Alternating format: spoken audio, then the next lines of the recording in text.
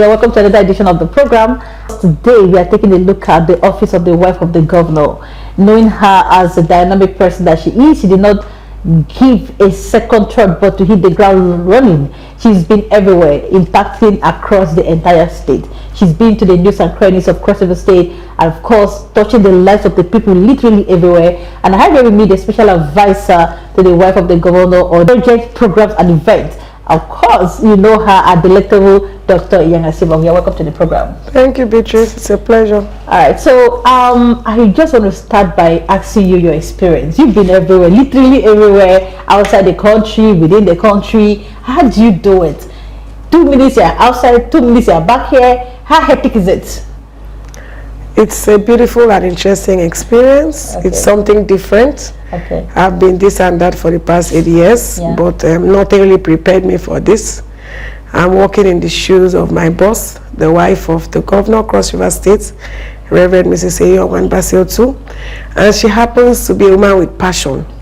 She's a leader. She's very vibrant, very energetic, and above all, she's very, very compassionate and generous. She has the interests of Cross Riverians at heart. She's our humanitarian ambassador, and that's why she goes about every day doing humanitarian needs for the 4.2 million Cross Riverians we have. All right, that's interesting. So I also know that you have a project called Humanities Without Borders. Can you tell us about that? What does that mean?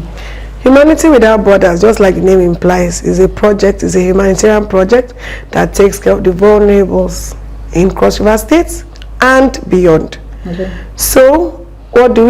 We work with 5 target populations: the women, the children, the elderly, people with disabilities, and the young people. Okay. And we have 5 also intervention areas. Of course, education is very primary, health, agriculture.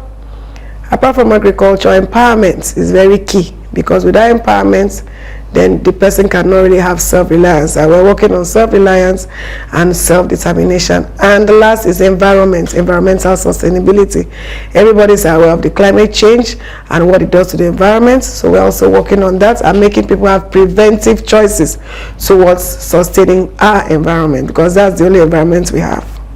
All right, so you've called the 5 categories of people who are actually beneficiaries of this project. So how do they key in?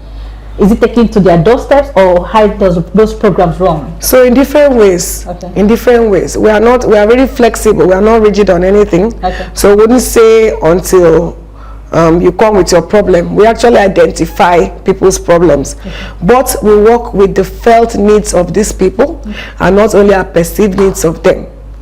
So these felt needs are actually the problem that you feel is what you want to solve. We don't have problems, but they are the priority problems we have. Okay. So if you go and solve a problem that is not a need for somebody, the person will appreciate it, and it will not even better the person's life. So we have people that actually come to us with these demands, problems. So many, for example, over 30 medical students were disallowed for writing exams, their professional exams, and they just came crying to my boss, the wife of the governor, and guess what? She settled all the fees complete for these 30-something medical students that were not allowed to write the exam. Just looking at that as an example. The examples are bound. Recently, she was at the prisons. You know that the prisons, we have another vulnerable group there, the men and the women, but she did not say only women. She's for everybody. She's the mother of Cross River State. As long as you're a resident, you must not only be a citizen of Cross River. Okay. So the inmates of the prison had issues with their sick bay, with their kitchen, with even the administrative block. What did she do? One of the first things she did was to visit their prisons when she came in as the wife of the governor, and she went back there, completely remodeled and renovated the sick bay. It's now fully functional, fully operational, and also the kitchen. Remodeled it and completely renovated it. That kitchen is actually a place that now you can actually cook food. Okay. The administrative block has also had a facelift, because even though you're taking care of the inmates, you have to also take care of the people taking care of them, so that they'll be happy to also take care of them. And that's exactly what she did at the prisons. Is it Who Deserves a Limb? Who Deserves a Limb program is about people that actually have maybe 1 or 2 limbs not there, maybe cut off for one reason or the other, be it diabetes or accident. She has this Who Deserves a Limb program that she's actually giving a new lease of life, a new limb to these people. You know that it's always very, if you have your 2 limbs, you're more economically stable. Sure. So there's a man who has a wife and 3 kids, and his limb was amputated because of diabetes.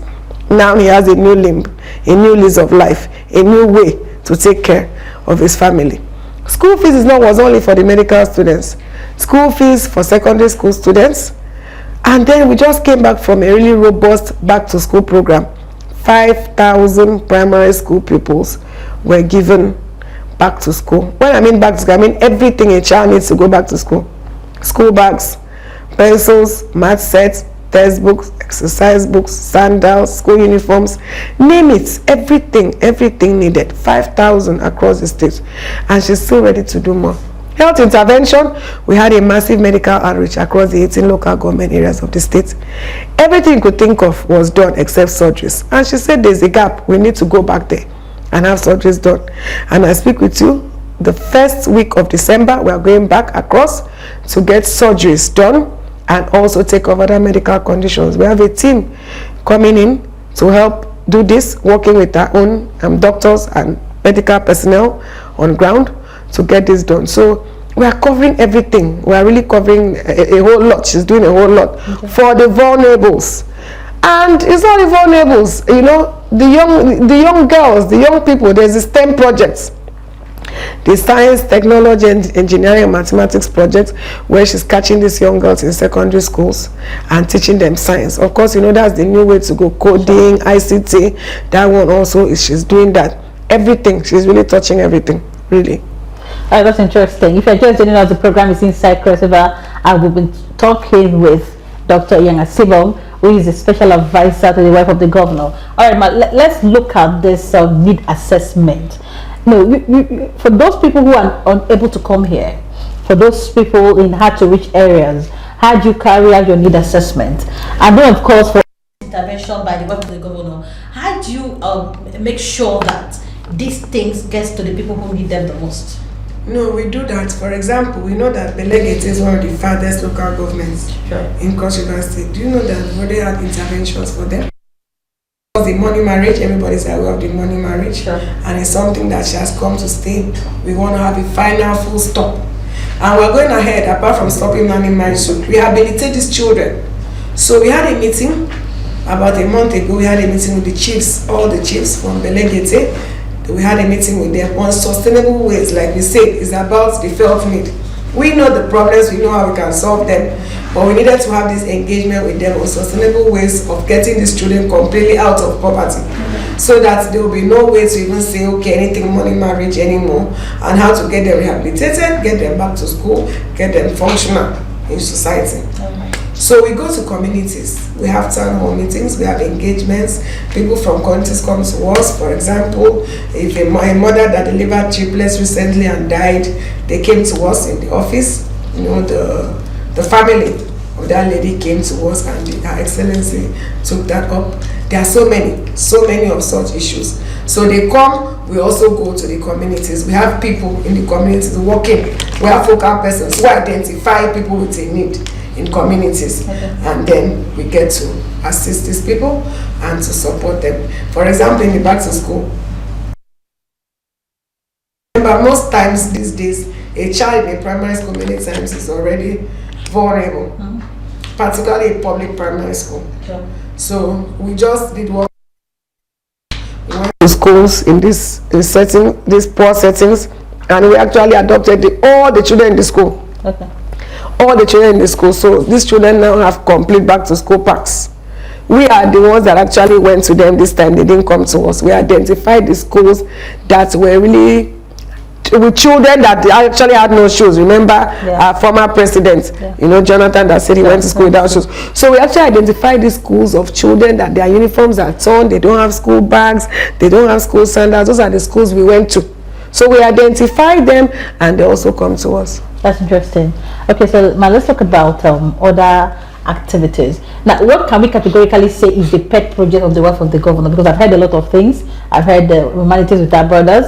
We also heard about the STEM program and all of that. But which of it? What is the specific name of the name is Humanity Without Borders. Okay, that is a generalized. Yes. Okay. So everything I'm mentioning is under the 5 target populations. Okay. Yes. Within the yes, and the 5 areas of intervention. Okay. So everything I've mentioned. Okay. Remember, I mentioned children. Sure. I mentioned the elderly. She has also been visiting old people's homes. Okay. She supports old people, and coming to that, there's something we're going to do during the carnival. Okay. For the old people. All right, so let's look at what this political pronouncement means for your office. We have been made to understand that we are in the season of sweetness. How do you interpret being in the season of sweetness under your office? Season of sweetness is something that everybody knows what it means to have a sweet life. Yeah. And that's what the governor of Cross River State, His Excellency Prince Bassey Otu, is here to give perseverance. The sweet life. We are known as the Canaan city, the city flowing with milk and honey. That's already the sweet life. Okay. So it's coming to consolidate on that sweet life. Education. Remember, he has just talked about free education, primary school, paying WAEC fees for that sweetness. For the children, it helps to ease the burden on parents. We know about the issues at hand. We know the economic downturn. He's coming to talk of palliatives. He's doing all types of palliatives. He's the first person that started sustainable empowerment. When we had sustainable empowerment. Okay. So now he's talking about sustainable palliatives, for this boat. She is giving the rice. But apart from the rice, what next?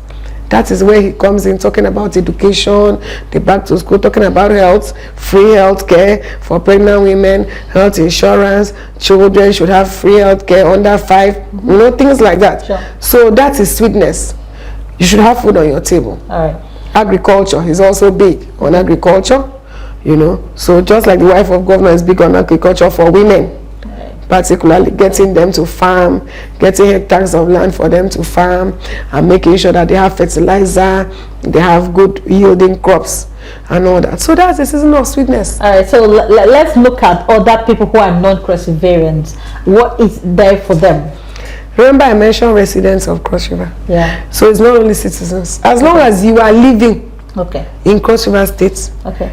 I mean, those medical students were not all Cross Riverians. Okay. The people in the prisons are not all Cross Riverians, even in the schools. So she doesn't say, okay, in this school you're Cross Riverian, I won't take. No. As long as she's the mother of the state, we are 4.2 million people. Right. She knows that she's supposed to be a mother to 4.2 million. Okay. So when she goes out to help these people, and you have a problem, you have even the last person that she gave a new lease of life through the limb, is not a Cross Riverian. Okay. Yes. That's interesting. Okay, so let's go personal now. You are in charge of projects, programs, and events. Now, your office is like loaded. Let's know what you are bringing to the table. We know your capacity, though, politically. Tell us what you are bringing to the table specifically. Yes, I'm going with a wealth of experience. I have been in the Ministry of Health. I have been in International Development Corporation. Sure. I have worked with the U.S. government, USAID, in between Ministry of Health and Mission International Development Corporation. So I have that experience. And when I was in the Ministry of International Development, I worked with so many different projects, so many different activities.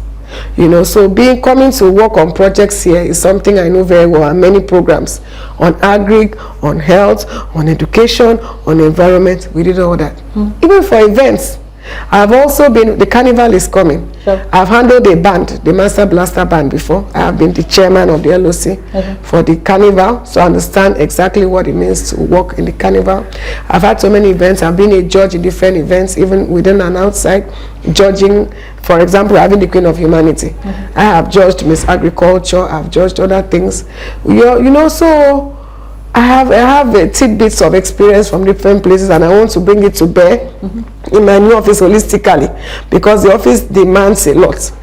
Programs, working with international partners, working within the states, getting Her Excellency's projects done, working on events. For example, the carnival is coming really big next month. It's a whole one month of festival, and the wife of the governor has at least 7 events that she's actually anchoring particularly on young people and on children, the elderly. Remember, she's always having at the back of her mind humanity with our brothers and working with the vulnerable group. All right. Yeah. That's interesting. So like I said before, the program remains inside Cross River. I'm so excited to be talking about the activities of the wife of the governor. She's people-oriented. She is women-friendly, youth-friendly. She's a mother in all ramifications. But let's also look at your activities within this period of the carnival. So you already said that you have like 7 activities. Can you just outline them and then tell us what they're about and how people can have a buy-in? Yes, so we have at least 7 activities, like we said. And as I came into the office, she has given me the mandate to handle different things in the office. Not only that, she has given me the needed exposure. Within my 5 months in office, she has sent me to China to learn agriculture, women and technology, and then the UN General Assembly that happened in New York, still to bring those experiences to bear and to sharpen my intellect on getting things done. And while I was there, I actually had a lot of engagements with people. So for example, the carnival is coming, 7 activities that we've outlined, tailoring towards humanity. One of the biggest ones is the Queen of Humanity. Okay. Yes, that's coming up on the 27th of December, and it's a pageant. It's a pageant. I don't want to call it a beauty pageant, because it's not all about beauty. It's about intellect. It's about emotion. They'll be judged right from camp. Okay. Your character, the way you behave, your poise, the way you work with people. You would even test how you relate with others. Your humanity will come into bear. Sure. So we have people in the camp that will be watching out for that. So that at the end of the day, on the last day of the events, that is just a percentage. No matter how beautiful you are, if you don't have all the other components, then you cannot win. Sure. You know, you cannot win. So that's Queen of Humanity. And then we have remember that Queen of Humanity is for young people. Sure. This lady, the young queen, is going to be out there talking humanity, representing us, representing Cross River State, and also bringing impactful ways of humanitarian services on how we can carry out humanitarian services from the perspective of the young people. Okay. And then we have the Madia's Children Fun Camp. Okay. That is going to be a 5-day activity for different age groups between 5 and 18. Okay. Yes, young people are going to learn all types of things. Remember that these days our culture is receding, is fading. Sure. So we're going to teach them our culture. We're going to, depending on the age, so it's going to be really age specific, what that age will need. So we're going to teach them things like coding, depending on the age, because we're going to go into ICT. They will have games. Okay. They're coming to relax, but at the same time, not relax all through. There'll be games. There'll be things that will also tweak their brain and their intellect. And then also, they'll have fun. It's going to be a whole lot of fun for 5 days. Okay. So and then there's something we're trying to do. For the first time, we want other senatorial districts to feel what happens in the carnival. Yeah. So for the first time, we're going to have a children's party. Okay. While this is going on in Calabar, we're going to have 1 per senatorial district. Wow. Simultaneously? Yes. Simultaneously. Wow. That's interesting. And then we'll make the place beautiful for them too. Okay. So there will be decorations, there will be beauty. We want a miniature version of what is happening in Calabar to be reflected. Be reflected there. We're also even thinking of getting them maybe like viewing centers to view the carnival. We just want them to have the idea she wants. The season of sweetness. Yes, the season of sweetness. The idea she wants is let it always be just we have Cross River, we have 4.2, the others, you know. Sure. So they need to feel, even if they may not be able to come out to Calabar, they should have a feel of what is happening around them, not just only visitors coming to know what is happening around them. All right, so I have a complaint. My only complaint is the fact that this camp, people from 30 and above are not part of it. Are we not supposed to be enjoying sweetness as well? Because no, there's something for every age. Right now, everybody will be complaining as well. Because I want to be part of that. I want to also sharpen my own intellect. I want to sharpen my skills as well. Please increase the age bracket, please. No, because we call the children, so that will not be sued that they are bringing adults to the children's camp. So we have different ages. We have the children up to 18. We now have the Queen of Humanity. There will be a camp, 37 of them, representing the 36. Okay, so have you shortlisted already? No, we're on it. Okay, I'm just telling. Yes, auditions are on. Okay, so what is the age bracket? 18 to 25. Oh, okay, 18 to 25. Yes. That's interesting. Yes. All right, so let's know other activities. What else do we have? So I've mentioned 2 activities. Yes. We also have the Street Kids Party. Okay. a party. Vulnerables is always at the back of her mind. Sure. So party for street kids, she's doing a lot with street children. Okay. She visits them. We have a dossier of all of them, like a register of street children. You will not believe there are so many, almost 1,000. So what do? We want to get them skills. So everybody has indicated what they want to learn as a skill, or if they want to go to school. Well, yes, she will now take them to school or learn a trade or something. So there will be a party for these street children. That's the third activity. Okay. And then there will also be a post-carnival party for children. Wow. Yes, after the children's carnival, because not all children will be coming to the street, to the museum, to the children's party. So the children's camp. So for that children that we want to say thank you for coming out and partaking in the carnival. So after the carnival, we are going to have something for them at the stadium. Everybody is sorted. Yes, then there's another big one, the Veterans Ball. Okay. Yes, 65 and above. Wow. Yes, because everybody is part of this sweetness. Nobody, I mean, we can't leave anyone behind. It's really there's no sweet. Yes, so we especially invited. Any veteran that can come, we want to go out there and bring them. People in the old people's home will bring them. Everybody, so far you're 65 and above, you're already vulnerable. So we want to bring you all this music, you know, just a nice, beautiful ambience where they have fun and relax home with gifts and all that. That's the whole idea, because sometimes they feel they can't fit in with the music of the young people or the trends of the young people. So they don't come out. Sometimes they don't even come out. We want something to bring every age group out during this particular festival. We have something religious too. We have the Voices of Paradise and Carol of 9 Lessons. That's a competition where churches will actually come at the office of the special ambassador events, pick up their forms, and then every Sunday in December, and then the grand finale will be the last Sunday. Every Sunday in December you have this activity. Oh, could go on and on. It doesn't end really. We have a whole lot we are doing in the office of Reverend Eyoanwan Bassey Otu. Wow. That's what it means to have a people-friendly governor, people-oriented, and of course they are both pastors. Of course, the only thing you can expect to see in such a dispensation is sweetness, no ramifications. All right, so if you're joining us, the program is Inside Crossover, and I'll be speaking with Dr. ASIBONG, who has been making crossover proud, no ramifications. She is a very, very, very meticulous person, and of course, she has the skills, and she's adding a lot of value to this office of the wife of the governor of Cross River State. All right, my friend, before we go, I want you to tell us what else don't we know about this office. I know 4 years it's the first tenure, right? 4 years later, what do you think would be the kind of impact that, in addition to what she's doing here, she'll be adding to the process? Well, vulnerable people already have a lot to do with poverty, so she wants to bring out as many Cross Rivers out of poverty, particularly abject poverty, as possible. She wants to improve the quality of life of the people, because you can just be existing without living. So she wants to improve the quality of life. You know, so this office is going to be doing a lot, and is going to be big on anything humanitarian. She's here to just solve as many problems. She's only human. She cannot solve all problems, but she's here to solve as many problems as possible. So that at the end of 4 years, Cross actually look back and say, yes, that was truly the season of sweetness. All right, that's interesting. For these 6 months of the Senator Bassey Otu administration, what would be your assessment in general? You were part of the previous administration, and that previous administration gave birth to this administration. Yes. So what is your assessment? This is a government of continuity and consolidation.